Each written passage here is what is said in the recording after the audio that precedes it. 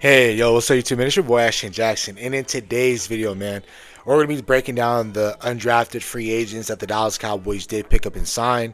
Um, just a brief overview. I really liked what they did so far with the undrafted free agent signings. I know you guys are definitely going to love this particular player, Michael Trigg from Baylor. I'm going to break him down a little bit. I like the solid pickup in Tommy Dunn Jr. I'm going to break it down a little bit. So, before I get to the video, I would appreciate if you guys would like the video. Subscribe if you're new, comment, and share my video with anyone who you think will enjoy my content. So, the first player out of the way, we're going to talk about Michael Trigg, right? And the reason why he slipped out of the draft, in my opinion, is there was some off-field issues that he had, and most of those were maturity issues. They were questioning whether he had the love for the game or not. Was something that I saw. Really, from what he put on tape, again, I don't know the man personally.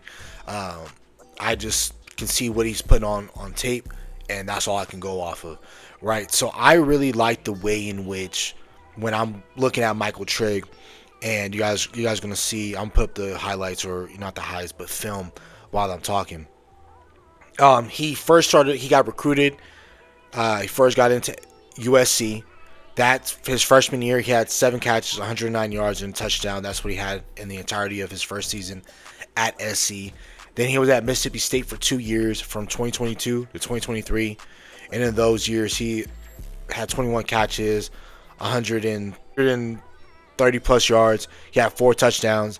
But most of his production really came when he went to Baylor, right? He had 30 catches, 2024, his first year in Baylor, 395 yards, 3 touchdowns. Then his second year, he had 50 catches, 694 yards, and 6 touchdowns, which he earned 1,419 yards in his total collegiate career, and he also had 14 touchdowns in his total collegiate career as well. So for me, I really like Michael Trigg, and what intrigues me about Michael Trigg is that he is a wide receiver in a tight end's body. So you can basically call this dude like a poor man's Kyle Pitts. Again, not saying he's Kyle Pitts or he'll amass to that type of player, but with his frame at 6'4", he can go up and go get any catch. You guys can tell by the film that I'm putting up, he can go up and go get any catch, and it's going to be a damn good player, I feel like, with Dak Prescott.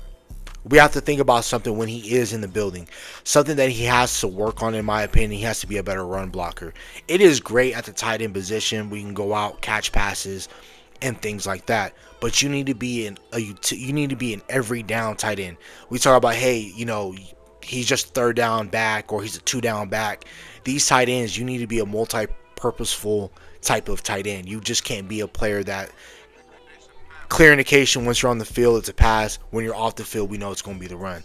We just can't have it that way, right? So that's something that he needs to work on, and I believe he will work on it because he is an undrafted free agent, and that's what's going to keep him around on the main 53. His health, he needs to be healthy, because a lot of times we hype up these tight ends. We do it every year. Rico Gathers, John Stevens Jr. in 2023. We did it with Rafaldo Fairweather. Bevan Spanford. Every single time we get an undrafted free agent that is athletic, we always overhype him. But there's some things that once they get into this building, they need to work on. Lunda Wells, I believe, can work on him. Clayton Adams. I feel like around the right type of people, Michael Trigg can come in Dallas and he can be a damn good tight end to this spot. But he has to ask himself, how bad does he want it? How bad does he want to stay on this football team? How bad does he want to make a name and make a mark on his NFL career? That is something that he needs to ask himself as an undrafted free agent, because he has to go out and he has to earn it every single day. And he knows that. I'm pretty sure his agent already gave him that. Look, when you're undrafted, yes, the cool perk about it, the only cool perk about it is that you get to choose where you can go. And obviously, his agent was like, hey, you can possibly get here and earn the spot and be a tight end too, because look at the skill set of the other tight ends, right? We have Bevan Spanford on a 1-year deal. Luke Schoonmaker, I believe, is already out the door. Luke Schoonmaker, I'm not even counting him. I know the Cowboys are. But personally, for me, as a Dallas Cowboys fan, I'm not counting Luke Schoonmaker. He doesn't bring anything valuable, in my opinion, to the roster. Now, Michael Trigg going to have to play special teams. And the main selling point of Michael Trigg is him playing with Dak Prescott. We have to, if Michael Trigg is that guy, not if he's that guy, because I know he can be that guy, but for him to make the roster, he has to make the same plays that were shown on film. He has to make those same type of plays with Sam Howell and Joe Milton, because he's mainly going to be getting third team, second team reps anyway. So that's where I feel like Michael Trigg has to shine. Health, consistency. He has to be a better run blocker. He's going to have to do all the dirty work in order for him to come in and make the final 53-man roster.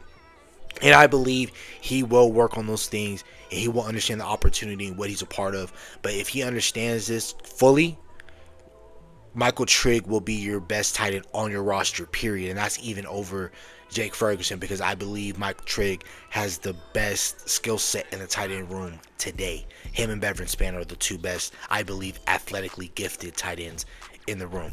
Now, the next wide receiver you guys are going to like a lot, and a lot of people are going to hype him up throughout the training camp and especially the offseason. Jordan Hudson, 6'1". He's from the Texas area. Garland, Texas is what ESPN has him said that he's from. He weighs 200 pounds.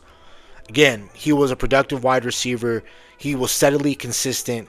He first started out TCU in 2022. Transferred to SMU. Was at SMU from 2023 all the way up until 2025. His most productive year was just his senior year, where he had 61 catches, 766 yards, and 6 touchdowns. For me, I believe this is a damn good wide receiver that can play on the outside. He can play slot as well, but I believe he'll be more of an outside type of wide receiver. Similar, all these undrafted guys, they have to do the dirty work. No matter if they were that dude at their university or not, they're going to have to play teams. That's the number one thing with most of these UDFA players is what are you doing with your opportunity? Can you not be a liability on teams? Are you willing to tackle? Are you willing to make those plays? And then 3, you have to play your position correctly and do everything needed with the quarterbacks that you're going to play with. Again, they're not going to get first team reps most of the time. Something significant will have to happen for a Trigg or for a Hudson to play first team snaps consistently throughout camp. They're going to have to get it down with Sam Howell and Joe Milton.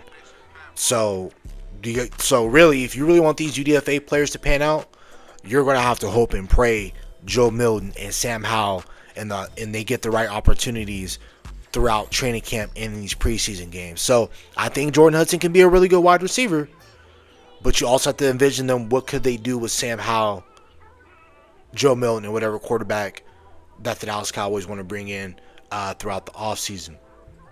Running back. Dominic Richardson came from Tulsa. He's from Oklahoma City. His most productive year, again, was his last year. He went to a couple of different teams. He started out at Oklahoma State. He was a Cowboy, right? Meant to be. Was there his rookie year, or his freshman year, 2020, so that was during COVID. He had 3 touchdowns. 2021, his second year, he had 4 touchdowns. His last year at Oklahoma State, he had 8 touchdowns. His first year, then he transferred to Baylor after Oklahoma State. In 2023, he had 1 touchdown. Then in 2024, with Baylor, he had no touchdowns. He only had 109 yards. So I don't know if that got benched, or I don't know if he was hurt or what. But his most productive year was once he transferred from Baylor all the way up until Tulsa. He had 1,065 yards rushing, 5 touchdowns on the ground. So, and he had a couple of touchdowns through the air. Particularly just one. I don't know why I say a couple, but he only had 1 in 2023. That was his first year in Baylor. This is a more like running back. He can catch out of the backfield, but this is mainly just your typical runner. He's 6 foot tall. This is a really good and really solid running back. Now, could he come in and potentially take somebody's spot? Maybe, but I don't know if he can take a guy's spot like Jaden Blue. But Jaden Blue hasn't been getting the Dallas Cowboy treatment. He has been having to come in. He has to work for it. Same thing with Phil Maffa.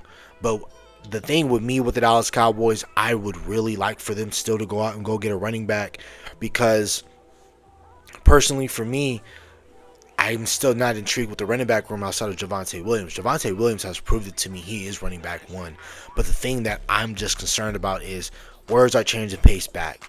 when Javonte Williams in the season is wearing down on a guy like Javonte Williams, what can the Cowboys do to supplement that to make sure that he's not sort of worn down by the time we get into the tougher part of the season, which is November, December?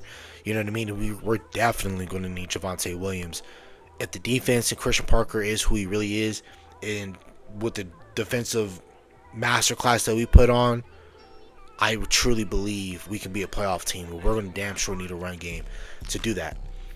DJ Rogers, more of a blocking tight end, coming out of TCU, doesn't have a whole lot of production.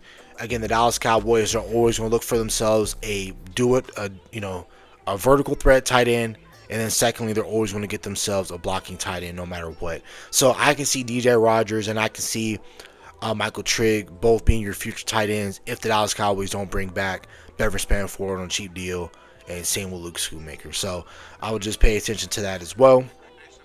Some other UDFAs that the Dallas Cowboys picked up is, let's see, names I didn't say. Kevin Gilliam, D-tackle from Virginia Tech. Camden Brown, wide receiver from Georgia Southern. I was talking about Trigg. Sidney Fugar, offensive lineman from Baylor. The Dallas Cowboys are always going to take themselves an offensive lineman when they can in college free agency. Shiazi Pete, sorry if I butchered the name, offensive tackle from Kentucky. And last but not least, Tommy Dunn Jr., defensive tackle from Kansas. Your big space-eating defensive tackle. And that's another position that the Dallas Cowboys should look out in free agency. I'm also going to talk about post-draft free agents that the Dallas Cowboys should target as well. So that's about it for the video. Hope you guys have a nice day. Stay safe, stay blessed.